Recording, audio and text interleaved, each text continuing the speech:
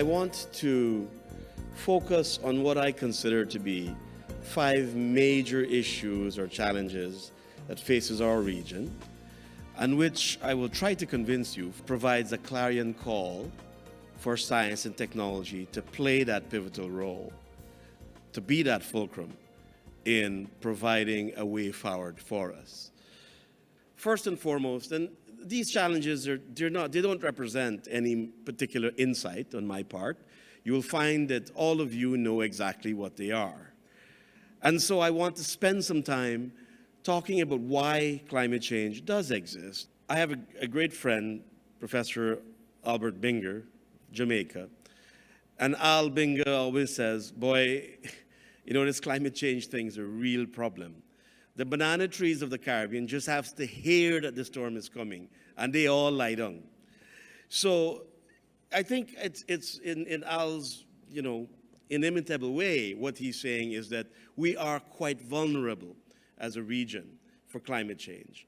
In Barbados, in many of our islands, we talk about increasing invasion of salinity as sea levels can rise. We talk about threats to flooding. We're seeing massive flooding in Trinidad. We talk about unpredictable agriculture. Guyana used to have a short and long rainy season. It seems like it's either rain all year or it's drought all year. Now, some of those TV networks will argue with you that the increasing number of storms that we are seeing, the increasing number of hurricanes, have no cause and effect linkage to climate change. What is incontrovertible is that, as the graph here shows, the number of serious hurricanes has been almost monotonically increasing in the region. So climate change is a serious matter. We all know this site very well, so let's not belabor the banana trees too much. What is climate change? Climate change revolves around the concept of carbon. Now, carbon in our atmosphere, first and foremost, is a good thing. Without carbon dioxide in our atmosphere, our climate would be uninhabitable and we would all freeze to death.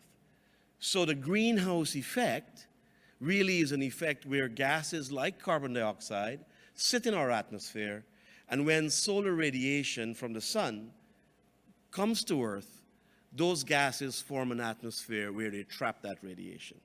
This allows our planet to heat up, and it allows it to be habitable. So carbon is a good thing. However, too much of a good thing is always a problem. Now, we all know that plants make tissues, they make grains, they make flowers and stems and leaves using photosynthesis. And photosynthesis really is just taking carbon dioxide out of the atmosphere in the presence of water and sunlight and making those tissues. Now, by so doing, plants remove about 120 gigatons of carbon dioxide every year from the atmosphere. But they put it right back. Plants also breathe like we do, and when they do, they breathe out carbon dioxide like we do.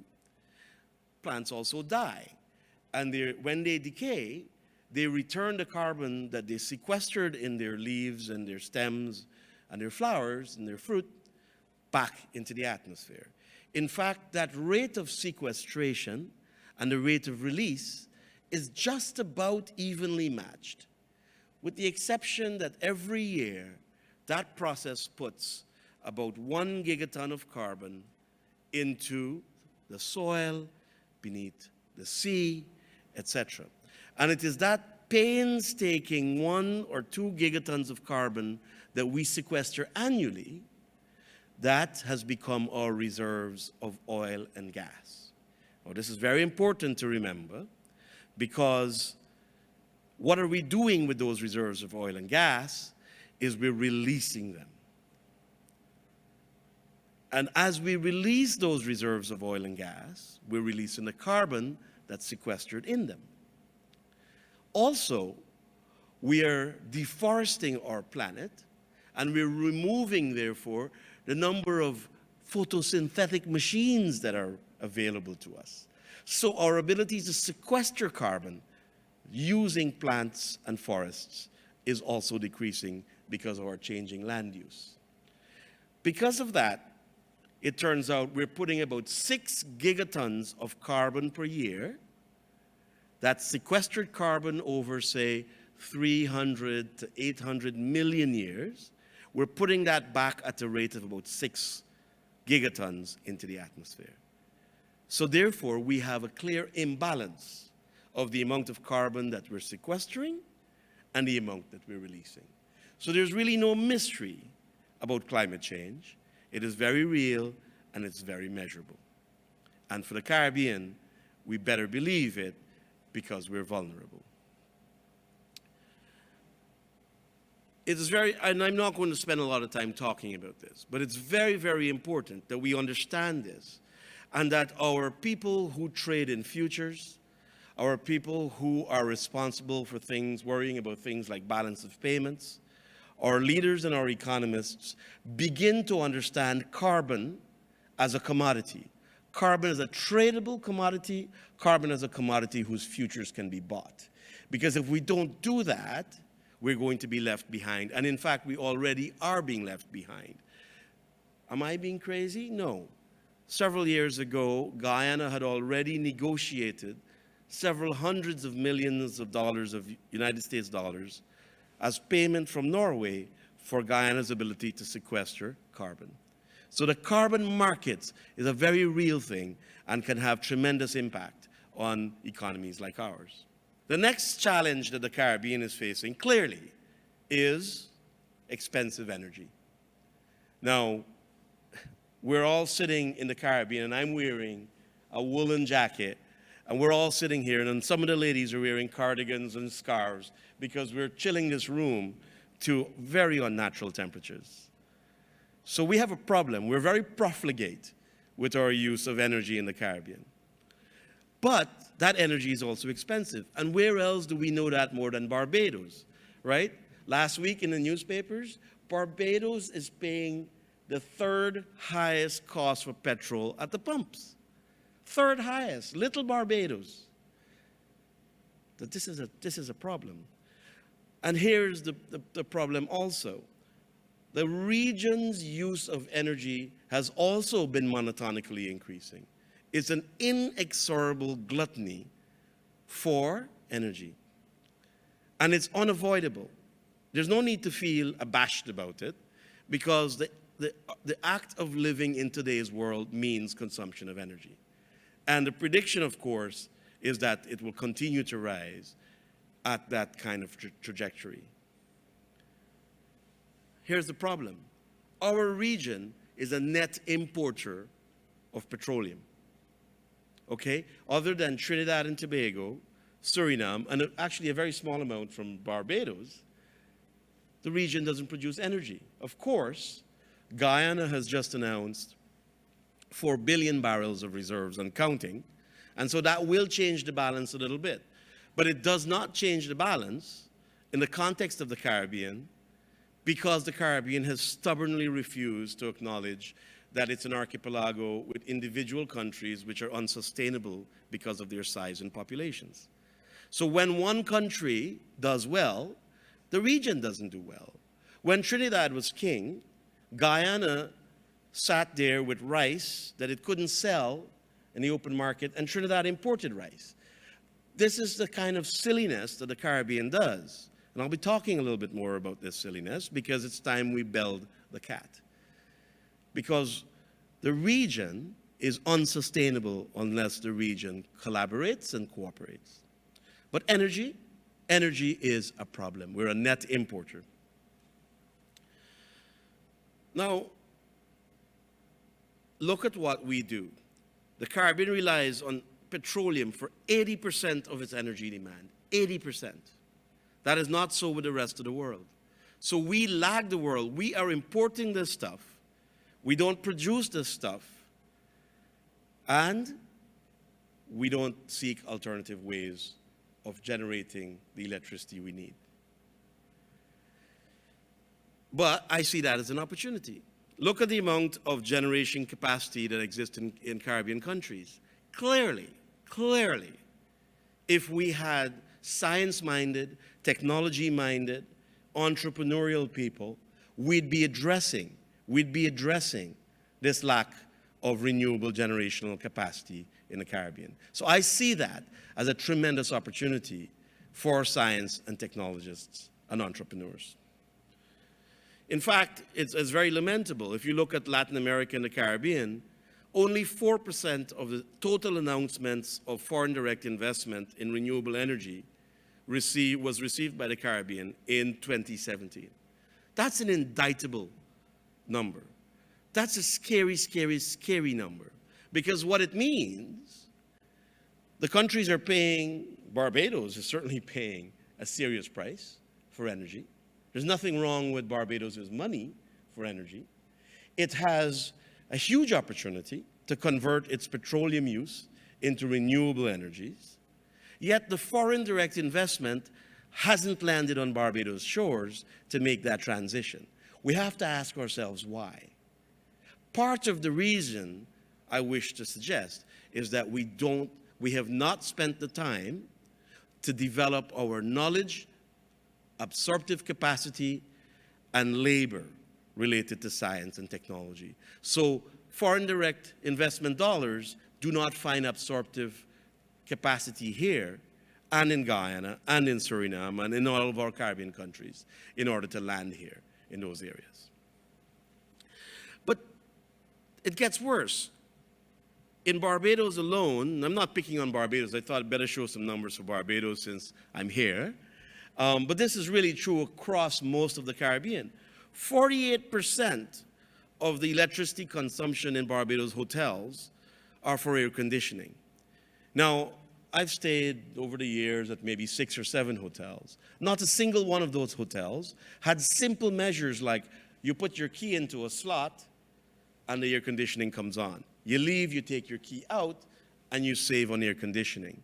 Simple, simple interventions we're not using in the Caribbean. What I see there, absorptive capacity. I see opportunities for entrepreneurs. I see opportunity for science-minded, technology-minded people.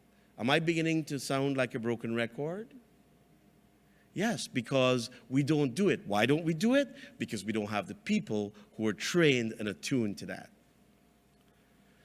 And, you know, in some of these cases, it's really not about reinventing the wheel. It's not about finding solutions. The solutions are there. It's simply about technology transfer. And lest we forget, electricity and access to electricity per capita is directly proportional to human development indices. Those countries at the top of the United Nations Human Development Index are all countries that have significant access per capita to electricity. Electricity to manufacture, electricity for leisure, electricity for our art and for our music and for our lifestyles. So, climate change, expensive energy. The next one is food security. Well, you all know this, right? This is in the news all the time. The Caribbean has a crippling dependency on imported food. Look at these numbers. These are scary, scary, scary numbers. The graph on my right and your left are real numbers. That's what we pay for food right now. $4.5 billion annually. That's what we pay for food right now. And look at the graph on your right.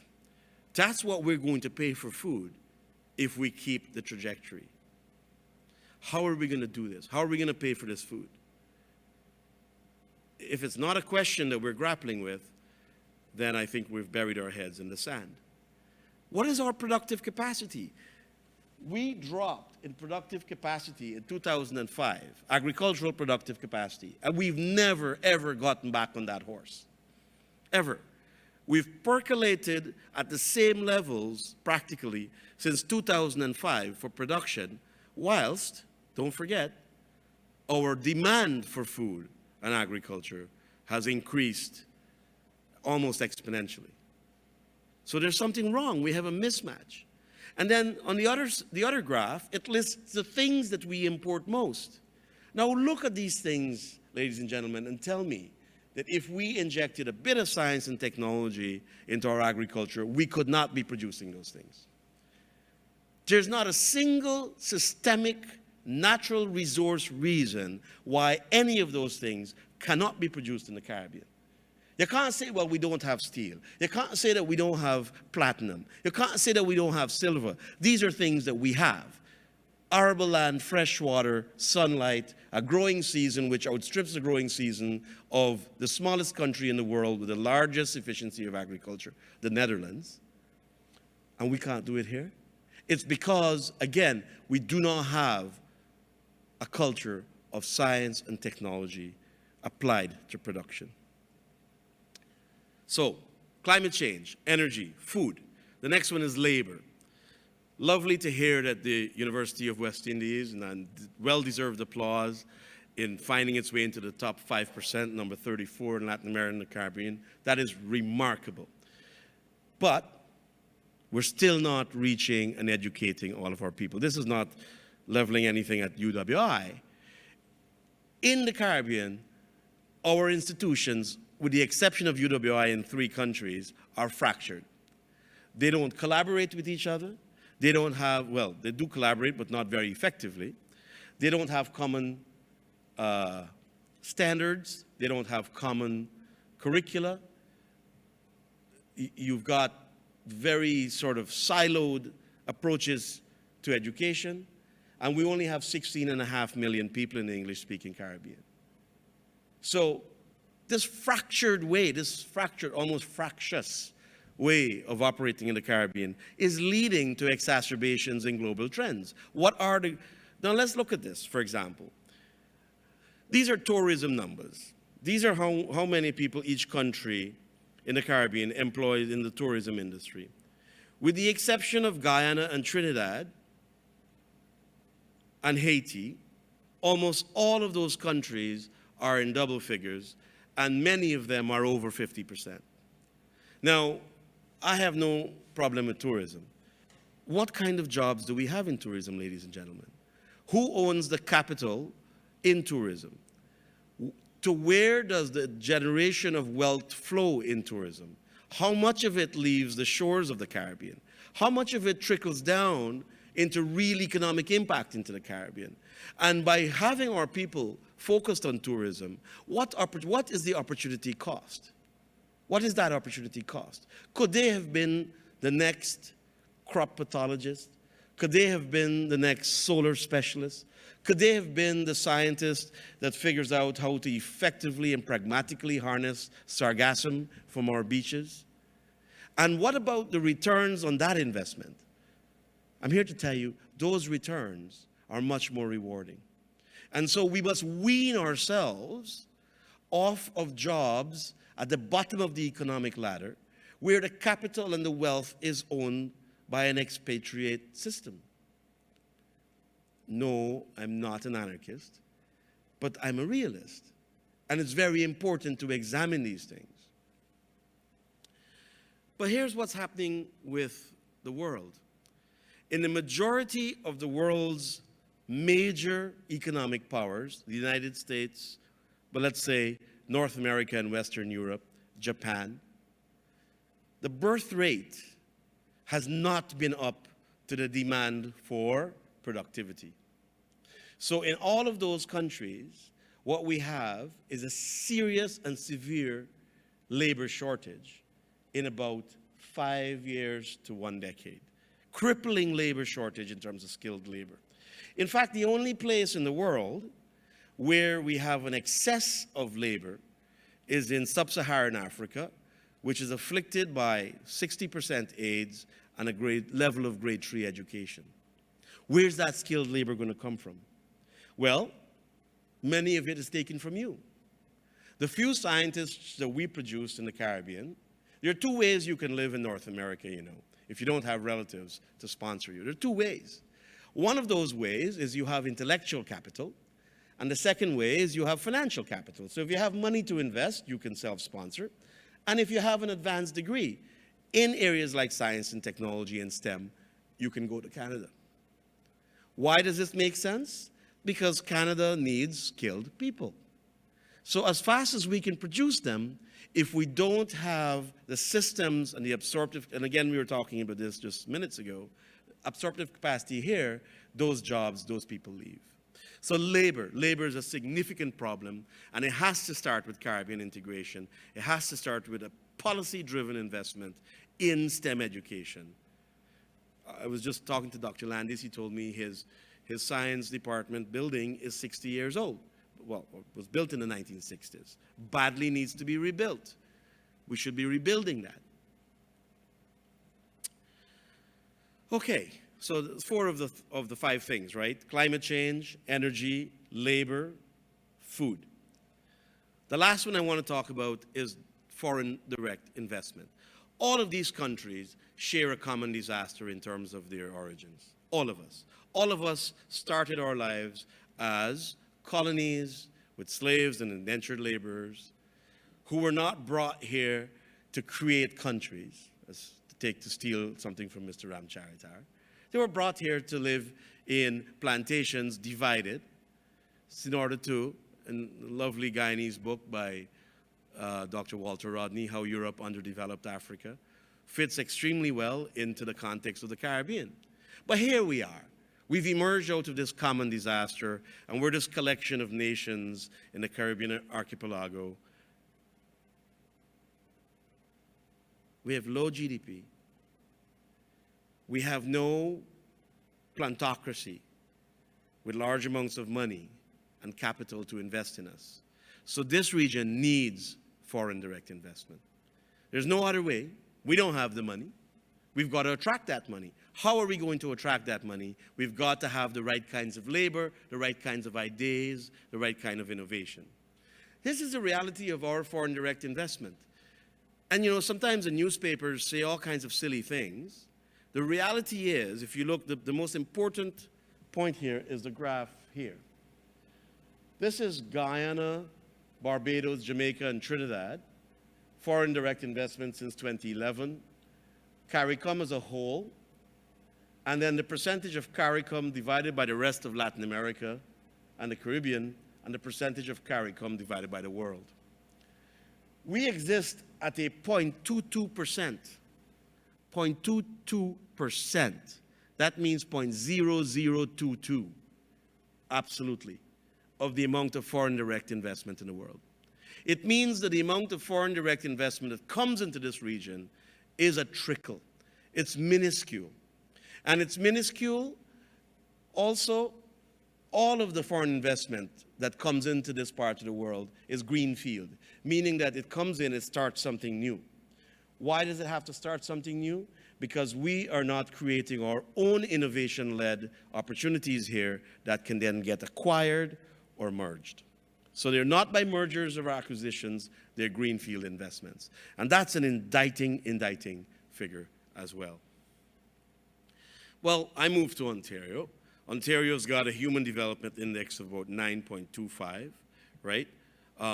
Almost 0.3 ahead of the Caribbean. The GDP per capita of CARICOM is about $6,400 US.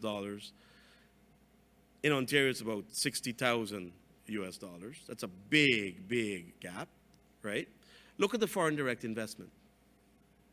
Ontario has 3 times the foreign direct investment of the CARICOM countries. And why am I comparing them? They have almost similar populations. Similar populations. Ontario, however, is not fractured. Ontario has 23 universities, we have maybe 5. Ontario's universities have to adhere to provincial standards, ours don't. Ontario universities must collaborate in order to get funding, ours doesn't. Do you begin to see some challenges here? So, I want to suggest then that in the balance of the issues that we have, unskilled labor, untrained labor, financial crises, low FDI, energy insecurity, profligate approach to energy consumption, food insecurity, and the looming, gloomy world of climate change, I want to suggest that one very compelling way of addressing this is having a population that understands science, adopts scientific solutions, and has absorptive capacity for innovation-driven entrepreneurship. We need to develop a cadre of skilled labor for emerging industries in the food, energy, and higher value sustainable space. And it's not okay to just grow food. We must value add food. We must add value to that food at home. At home. Because shipping commodities means a race to the bottom. And all of the wealth leaves the shores of the Caribbean. Technology and science can be a great leveler of the proverbial playing field. It can allow us access to high-paying, innovative jobs and businesses simply because we're skilled. Simply because we're skilled. It's a great way of climbing up the ladder without having to have very wealthy parents. I can tell you, I grew up in an extremely poor society, and I've brought 46 companies to market in science and technology. Well, not all of them did well, but enough of them did well that I can still drive what I want. So it's important. It's important. If we make it accessible in our tertiary institutions, it can be transformative because it will create a critical mass. It can lead to increasing foreign direct investment as a function of the acquisition of technology startups. It can provide the skilled labor needed to encourage innovation-led investments. And it can focus on high value rather than commodities. I want to argue with you that our tourism product is a commodity. Every single time Europe catches a cold, Barbados is strung out. Barbados gets leukemia, okay? Because those tourist dollars don't come. We have no control over when Europe catches a cold. Do we really want to continue to depend on 50% of our employment? I mean, regionally, on tourism?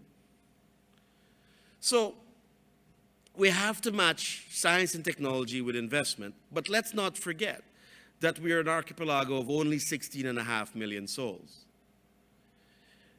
No single country in this region has the critical mass to do it on our own. But I make this call. If we don't start to begin to have some sort of federation, some sort of policy-driven collaboration, give up, go home. 750,000 people in Guyana will not compete no matter how much oil and gas they have. Cannot. They're the size of a small city in the US, right? No absorptive capacity.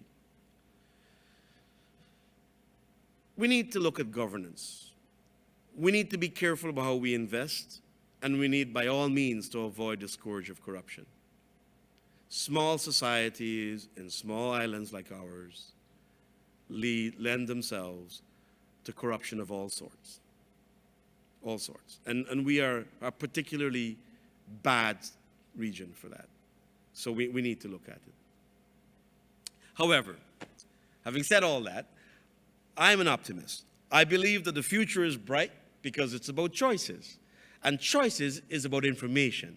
And choices is about making informed decisions. Not simply by blindly following something because somebody is scaremongering, but by making informed decisions.